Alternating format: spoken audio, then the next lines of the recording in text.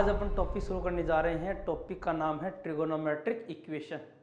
Trigonometric equation, trigonometric equation. सबसे पहले equations की बात करूँ तो बेटा आप 10th क्लास में पढ़ के आए हो इक्वेशन।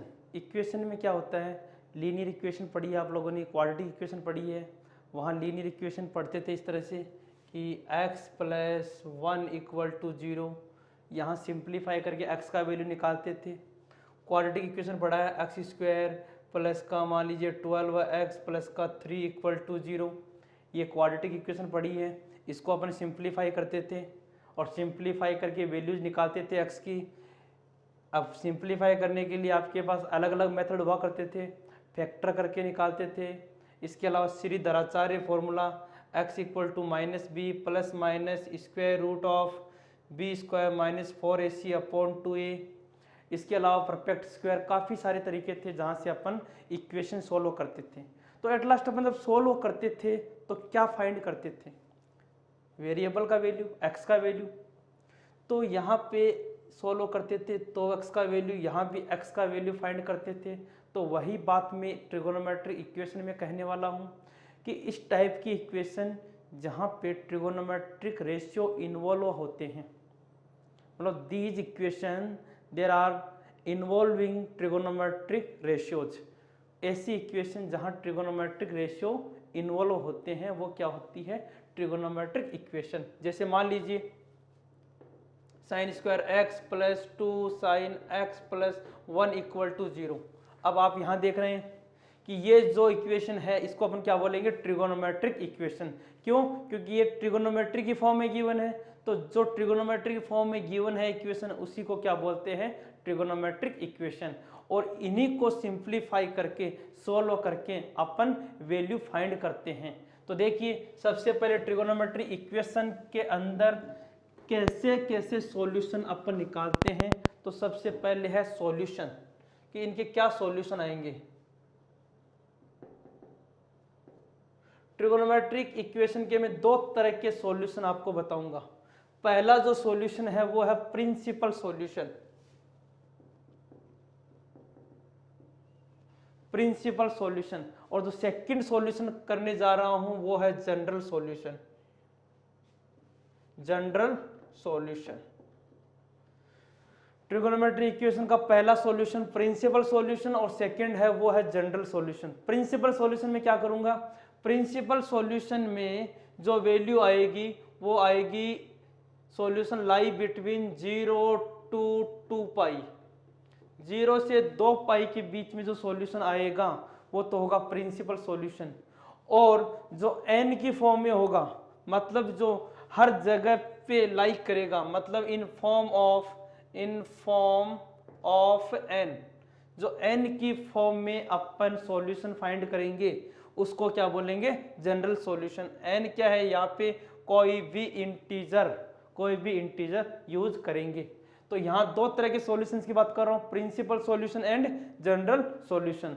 तो एक एग्जांपल लेते हैं और सॉल्यूशन कैसे फाइंड करते हैं। देखिए एक छोटा सा क्वेश्चन है, sin x = 1/2, find principal solution. Find principal solution. तो यहाँ पे आप प्रिंसिपल सॉल्यूशन फाइंड करना चाहते हैं।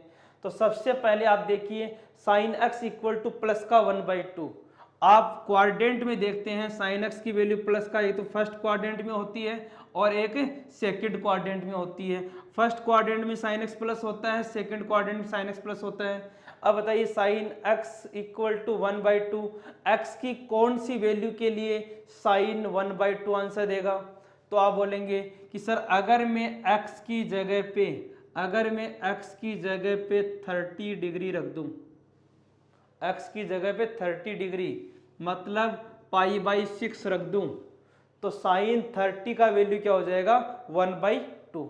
तो एक आंसर तो कितना आ गया, 30 डिग्री, मतलब फर्स्ट जो क्वाड्रेंट है यहाँ तो आंसर आ गया π/6। अब सेकंड क्वाड्रेंट में पॉजिटिव होता है, तो सेकंड क्वाड्रेंट में अगर आपको लिखना है तो इसका आंसर लिखेंगे सेकंड क्वाड्रेंट में π-π/6। मतलब दूसरा x का वैल्यू कौन सा आ गया, x का वैल्यू आ गया 180 - 30 मतलब 150 डिग्री। साइन 150 डिग्री का वैल्यू भी क्या हो गया 1/2। तो यहां से आपने दो वैल्यू निकाली, पहला π/6 और सेकंड π-π/6 मतलब 5π/6। तो ये दो वैल्यू है, ये कौन से सॉल्यूशन वाली होगी, प्रिंसिपल सॉल्यूशन की। तो कोई भी ट्रिगोनोमेट्रिक इक्वेशन है उसका प्रिंसिपल सॉल्यूशन हमेशा कहां से कहां लाई करता है, 0 से 2π के बीच में लाई करता है। ओके, इसके अलावा एक छोटा सा एग्जांपल और देखते हैं। देखो सॉल्यूशन है 10x = -1/√3, फाइंड प्रिंसिपल सॉल्यूशन। इसका प्रिंसिपल सॉल्यूशन निकालना है। तो सबसे पहले अपन 10x की बात करें, 10x आंसर है नेगेटिव, तो 10x का नेगेटिव आंसर एक तो आपको सेकंड क्वाड्रेंट में मिलेगा और एक आपको फोर्थ क्वाड्रेंट में मिलेगा, क्योंकि इन दोनों क्वाड्रेंट में 10 का वैल्यू क्या होता है, नेगेटिव। तो ये सेकंड क्वाड्रेंट में 10 नेगेटिव होगा एंड फोर्थ में नेगेटिव होगा। तो सबसे पहले आप बताइए ये 1/√3 वैल्यू किसका होता है, तो आप कहेंगे सर 10 डिग्री का वैल्यू होता है 1/√3, मतलब 10 π/6 का वैल्यू होता है 1/√3। तो ये π/6 पॉजिटिव होता फर्स्ट क्वाड्रेंट में, लेकिन सेकंड में है तो आंसर क्या लिखेंगे, सेकंड क्वाड्रेंट में लिखेंगे π-π/6। तो एक आंसर तो आएगा π-π/6 और एक आएगा फोर्थ क्वाड्रेंट में। तो फोर्थ क्वाड्रेंट में क्या करेंगे 2π-π/6। तो यहां से दो आंसर आ गए, x के दो आंसर। पहला आंसर π-π/6 कितना हो गया 6π-π 5π/6 और दूसरा आंसर कितना हो गया 2π-π/6 मतलब 12 - 1 11π/6। तो इस तरह से अपन किसी भी ट्रिगोनोमेट्रिक इक्वेशन के प्रिंसिपल सॉल्यूशन फाइंड कर सकते हैं। याद रखिएगा ये क्वाड्रेंट सिस्टम में आपको बता देते हैं, अगर आपको सेकंड क्वाड्रेंट में कोई आंसर गिवन है, सेकंड में आपको लिखना है, तो आप हमेशा π-θ लिखेंगे। अगर आपको थर्ड में लिखना है तो थर्ड में आप π+θ करके लिखेंगे। अगर आपको फोर्थ क्वाड्रेंट में लिखना है तो 2π-θ करके लिखेंगे और फर्स्ट में थीटा होता है। इस तरह से आप क्वाड्रेंट का ध्यान रखेंगे कि सेकंड क्वाड्रेंट में जाना है तो π-, थर्ड में आना है तो π+, फोर्थ में आना है तो 2π- करके आप किसी भी ट्रिगोनोमेट्रिक रेशियो का प्रिंसिपल वैल्यू फाइंड कर सकते हैं। तो ये तो था ट्रिगोनोमेट्रिक इक्वेशन का प्रिंसिपल सॉल्यूशन फाइंड करना। हमेशा चाहे पॉजिटिव वैल्यू हो चाहे नेगेटिव, दो सॉल्यूशन मिलेंगे, क्योंकि हर वैल्यू दो जगह पॉजिटिव होती है और दो जगह नेगेटिव होती है जब अपन 0 से 360 डिग्री की बात करते हैं। तो अगर प्लस में दे रखा है तो भी दो आंसर होंगे और माइनस में दे रखा है तो भी दो आंसर होंगे। इसके बाद में अपन करते हैं next general solution. Yes, general solution. General solution निकालने के लिए कुछ बातें आपको याद रखनी है।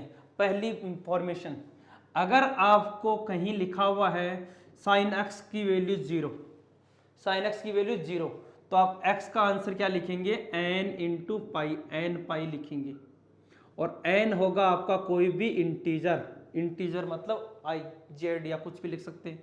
Second, cos x = 0, cos x का वैल्यू 0 कब होता है, जब x का वैल्यू होता है 2n + 1 π/2, n again integer. Third आप लिखेंगे tan x का वैल्यू 0, tan x का वैल्यू 0 कब होता है, जब x का वैल्यू क्या होता है nπ। अगेन वही जो साइन 0 होता है वहीं पे tan भी क्या होता है 0। देखिए मैं ग्राफ से आपको बता चुका हूं पहले कि साइन x का ग्राफ ऐसा होता है, साइन x का ग्राफ इस तरह से चलता है। ये साइन x का मैक्सिमम वैल्यू है 1, ये साइन x का मिनिमम वैल्यू है -1, ये है 0। देखिए ध्यान से, सबसे पहले अपन रखेंगे यहाँ पे π/2, तो साइन π/2 पे वैल्यू क्या देगा 1। इसके बाद में अपन देंगे साइन का 180π, तो आंसर क्या होगा 0। इसके बाद में अपन रखेंगे 3π/2, यहाँ पे 3π/2, तो ये क्या आंसर देगा, माइनस का 1। अगेन रखेंगे अपन 2 पाई, फिर 2 पाई प्लस पाई बाई 2, फिर रखेंगे 3 पाई। तो ध्यान से देखिएगा, साइन एक्स का वैल्यू 0 कब हो रहा है, जब वो एक्स अक्ष को कट कर रहा है। तो यहाँ पे साइन एक्स का वैल्यू 0 है, तो यहाँ पे हो रहा है, एक यहाँ पे 0 है, एक यहाँ पे 0, एक यहाँ पे 0 है। तो आप क्या बोलेंगे, इसी तरह इधर नेगेटिव में बन सकता है, इधर की तरफ भी बन सकता है। ये है आपका माइनस का पाई। आप बोलेंगे साइन एक्स का वैल्यू 0 कब बनेगा, जब मैं आपको बताऊंगा एक्स का वैल्यू या तो 0 या पाई या 2 पाई या 3 पाई डॉट डॉट डॉट या माइनस पाई या माइनस 2 पाई, इन सब पे साइन एक्स क्या होता है, 0 होता है। तो इसको मैं एक कॉम्पैक्ट फॉर्म में क्या लिख दिया, n पाई लिख दिया। अब आप n की जगह कोई भी इंटीजर पुट करके देख सकते हैं।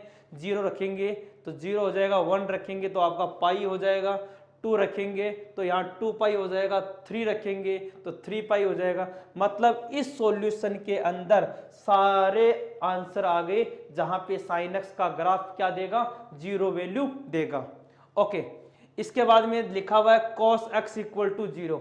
अब cos x का वैल्यू 0 कब होता है, अभी देखो ग्राफ से आपको समझाते हैं।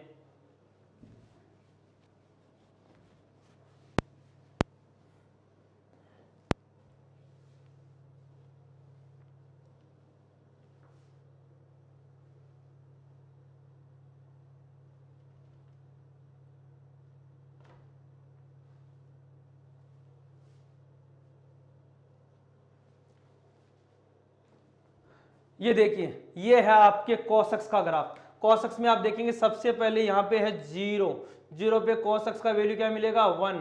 0 के बाद में आ गया आप पाई बाई 2 मतलब 90, और cos 90 क्या हो गया, 0। 90 के बाद में आप आगे नेक्स्ट यहाँ पे 180 पाई, और cos 180 की वैल्यू कितनी हो गई यहाँ पे, माइनस का 1, यहाँ पे आपको मिलेगा -1। तो 0 फिर पाई बाई 2 के बाद में आ गया पाई के बाद में अगेन पाई बाई 2 ऐड करेंगे तो ये कौन सा हो गया, 3 पाई बाई 2। 3 पाई बाई 2 पे अगेन क्या हो गया, 0। 3 पाई बाई 2 के बाद में इस वाले पॉइंट पे आ गए अपन, 3 पाई बाई 2 में पाई बाई 2 ऐड किया तो ये आ गया 2 पाई। 2 पाई पे वैल्यू कितना है, प्लस का 1, और 2 पाई से वापस आ गए कहाँ पे, 2 पाई प्लस पाई बाई 2 मतलब 5 pi by 2, 2 pi plus pi by 2, 2 pi plus pi by 2 कितना हो गया, 5 पाई बाई 2। इधर आप देखेंगे कि ये आ गया माइनस का pi by 2, minus pi by 2 के बाद में आ गया माइनस का पाई। इस तरह से कॉस का ग्राफ दोनों तरफ चलता रहता है। ये छोटा सा जो इंटरवल है, ये इंटरवल पाई बाई 2 का है, ये पाई बाई 2, ये पाई बाई 2, ये पाई बाई 2, ये पाई बाई 2, और एक साइनोसोडल वेव कॉन्टिन्यूस चलती रहती है। तो आप देखेंगे cos x का वैल्यू 0 कब बन रहा है, आप बोलेंगे जब x को काटेगा। तो x को कब काट रहा है, ध्यान से देखिए, x को यहाँ पे काट रहा है, एक यहाँ पे कट कर रहा है, एक यहाँ पे कट कर रहा है, एक यहाँ पे कट कर रहा है, इसके अलावा एक इधर कट कर रहा है, एक इधर कट कर रहा है। ये सारे पॉइंट जो है वो cos x इक्वल टू 0 को रिप्रेजेंट कर रहे हैं। तो मतलब आप कहेंगे सर cos x का वैल्यू 0 कब होगा, तो मैं कहूँगा x का वैल्यू आप पाई बाई 2 रखेंगे तब 0 होगा, आप 3 पाई बाई 2 रखेंगे तो 0 होगा, आप 5 पाई बाई 2 रखेंगे तो 0 होगा, आप माइनस पाई बाई 2 रखेंगे तो 0 होगा, आप -3 पाई बाई 2 रखेंगे तो 0 होगा। तो आप बोलेंगे आप इनडायरेक्ट वे में ऐसा क्यों नहीं बोल देते, ऐसा क्यों नहीं बोल देते कि पाई बाई 2 के ऑड मल्टीपल आ रहे हैं। देखो पाई बाई 2 का ऑड मल्टीपल 1, इसके बाद 3, 5, 7, 9, तो पाई बाई 2 का जो ऑड मल्टीपल है इसको मैं कॉम्पैक्ट फॉर्म में क्या लिख रहा हूं, यहाँ पे ऑड मल्टीपल को लिख रहा हूं 2n + 1 पाई बाई 2। तो cos x का वैल्यू 0 कब होगा, जब x का value odd multiple of pi by 2 होगा। इसी तरह tan x का वैल्यू 0 तब x का वैल्यू क्या दे रखा हो आपको, n पाई, क्योंकि जहां साइन 0 होगा वहां पे tan भी क्या होगा, 0, क्योंकि tan को हम जानते हैं साइन अपॉन cos होता है।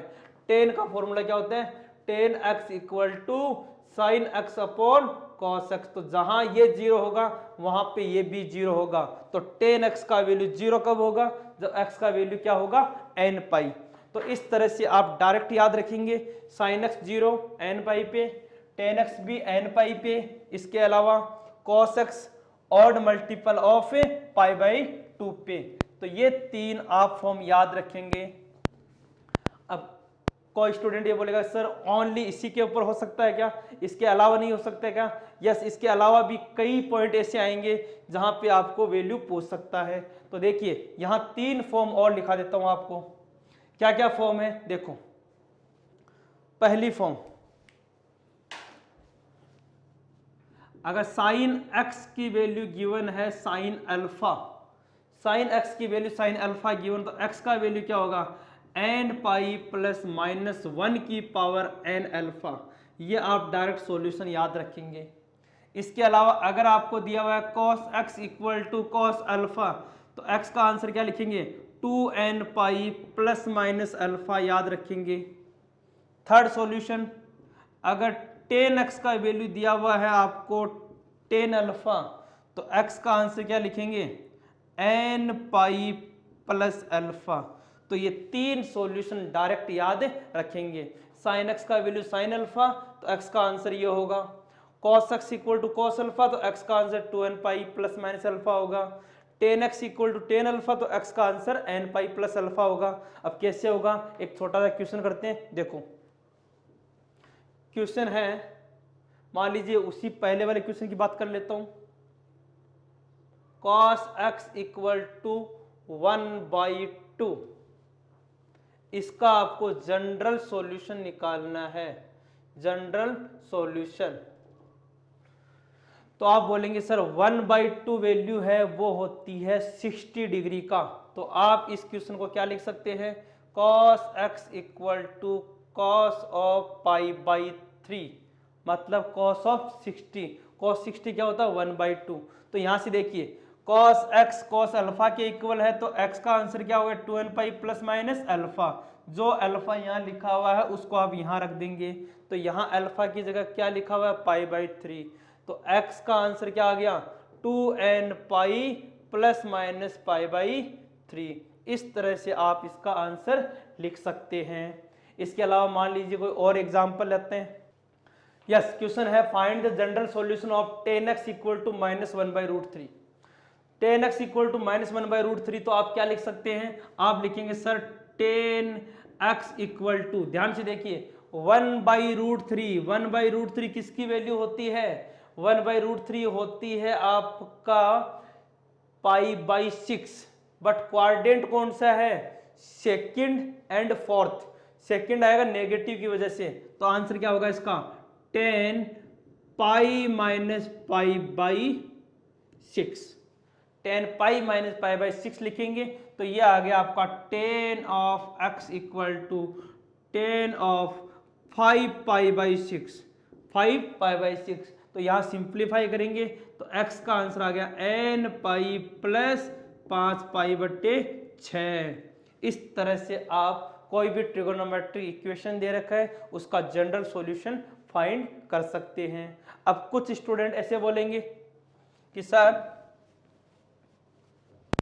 सर हम ऐसा कर सकते हैं क्या, देखो मान लो कई स्टूडेंट ऐसा करेंगे, इसको जो tan x इक्वल टू दिया हुआ है तो इसको लिखेंगे माइनस 10 ऑफ पाई बाई 6, चल जाएगा कोई दिक्कत नहीं है। आप बोलेंगे sir tan x equal to 10 of minus pi by 6, क्या ये सही है, यस बिल्कुल सही है, आप कर सकते हैं। तो यहां से आंसर क्या आ गया x equal to n pi minus pi by 6। Yes, ये सॉल्यूशन भी सही है और ये सॉल्यूशन भी सही है। जब आप n की वैल्यूज रखेंगे, n की डिफरेंट वैल्यूज रख के सोल्व करेंगे, तो इधर जो लिस्ट बनेगा आंसर का नंबर ऑफ सॉल्यूशंस आएंगे इधर, ये एक सॉल्यूशन सेम इधर आएंगे। आप n की डिफरेंट वैल्यू रख के देखेंगे और लिस्ट बनाएंगे जब सॉल्यूशंस की, तो ये सॉल्यूशन एंड ये सॉल्यूशन दोनों क्या आएंगे सेम आएंगे। इस तरह से कोई भी ट्रिगोनोमेट्रिक इक्वेशन दे रखा है उसका अपन इस तरह सॉल्यूशन फाइंड करेंगे। अब कई स्टूडेंट के दिमाग में आता है कि सर आपने cos x equal to cos alpha, sin x equal to sin alpha में जो आइडेंटिटी लिखाई है ये कहाँ से आई, तो मैं समझा देता हूँ। देखो यस, ये लिखा हुआ होता है sin cos of x, cos of x equal to cos of alpha, cos of x equal to cos of alpha. अब इसको अपन सिंप्लीफाई करते हैं। देखो मैं अल्फा को इधर लेके आता हूं तो बन गया cos of x minus cos of alpha equal to 0, cos of x minus cos of alpha equal to 0। यहाँ cos C minus cos D लगाएंगे। Cos C minus cos D का फॉर्मूला था -2 sine x plus alpha upon 2 sine x minus alpha upon 2 equal to 0।